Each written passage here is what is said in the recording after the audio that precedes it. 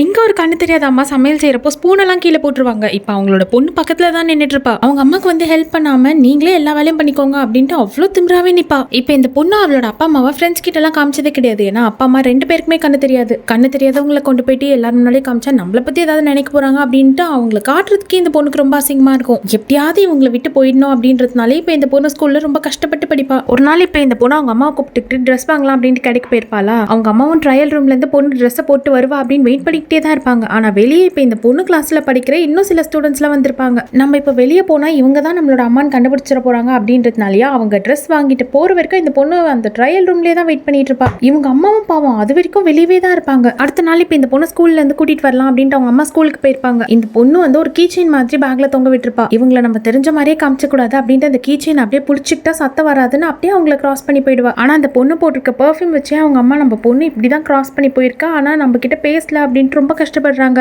Evening அம்மாக்கும் பொண்ணுக்கும் ரொம்ப சண்டை வரும். அவங்க அம்மா கோவத்துல அந்த பொண்ணோட போனை தூக்கி போட்டு உடைப்பாங்க. இந்த பொண்ணு கோவத்துல அவங்க அம்மா ஒரு டேப் மாதிரி வச்சிருப்பாங்க. அந்த டேப் ரெக்கார்ட்ல இருக்கிற டேப் எல்லாம் கீழே போட்டு உடைச்சிருவா. நான் இதோட வரமாட்டேன் அப்படின்ட்டு இந்த பொண்ணு வந்து வெளியே போயிடுறா. 7 நாள் ஆயிடுச்சு. இப்ப இந்த பொண்ணோட கண்ணு தெரியாத அப்பாவும் அம்மாவும் மழை வெயில்ட்டு பார்க்காம ரொம்ப கஷ்டப்பட்டு யார்கிட்ட போய் கேட்கறது என்ன பண்றதுன்னு தெரியாம தேடிட்டு இருப்பாங்க. இந்த பக்கம் இந்த பொண்ணு அவளோட பாய் ஃப்ரெண்ட் கூட ரொம்ப சந்தோஷமாவே தான் அந்த ஒரு வாரமும் இருந்திருப்பா. வீட்டுக்கு போயிட்டு பார்த்தா இப்ப அவங்க அப்பா அம்மா 2 பேருமே காணும். அந்த டேப்பை எப்ப பார்த்தாலும் வச்சுக்கிட்டே இருக்காங்களே, அதுல அப்படி என்னதான் இருக்கு அப்படின்ட்டு அந்த பொண்ணு வீட்டுக்கு போயிட்டு போட்டு கேட்பா. பார்த்தா இப்ப அந்த பொண்ணு சின்ன வயசா இருக்கும் போது பேசின எல்லாத்தையுமே அவங்க அம்மா ரெக்கார்ட் பண்ணி வச்சுக்கிட்டு இப்ப வரைக்கும் கேட்டுட்டு இருப்பாங்க. அந்த மாதிரி இப்ப நம்ம பொண்ணு நடக்கிறதெல்லாம் நம்மளால பார்க்க முடியாது. ஆனா அவளுக்கு ஒரு கீ செயின் மாட்டி விட்டுருவோம். அந்த சத்தத்திலேயே அவன் நடக்கிறத நம்மளால கேட்டுக்க முடியும் அப்படின்ட்டு அதை மாட்டி வச்சிருப்பாங்க. நம்ம அப்பா அம்மா நம்மளுக்காக தான் சின்ன வயசுல இருந்தே இருக்காங்க, ஆனா அவங்கள நம்ம புரிஞ்சுக்காம பண்ணிட்டோமே அப்படின்ட்டு இப்ப இவங்க எங்க இருக்காங்கன்னு தேடிட்டு போயிருப்பா. இந்த பக்கம் அவங்க அப்பா அம்மா மழையில தேடிக்கிட்டே தான் இருப்பாங்க. எப்படியா அந்த பொண்ணு வந்ததுக்கு அப்புறமா தான் இப்ப அவங்களுக்கு உயிரே திருப்பி வந்த மாதிரி இருக்கும். இவ்வளவு நாள் தான் அவங்கள புரிஞ்சுக்காம கஷ்டப்படுத்திட்டோம், இனிமேலாச்சும் அவங்கள புரிஞ்சுக்கிட்டு ரொம்ப சந்தோஷமா ரொம்ப பாசமா நடந்துக்கணும் அப்படின்ட்டு அந்த பொண்ணு முடிவெடுத்திருப்பா.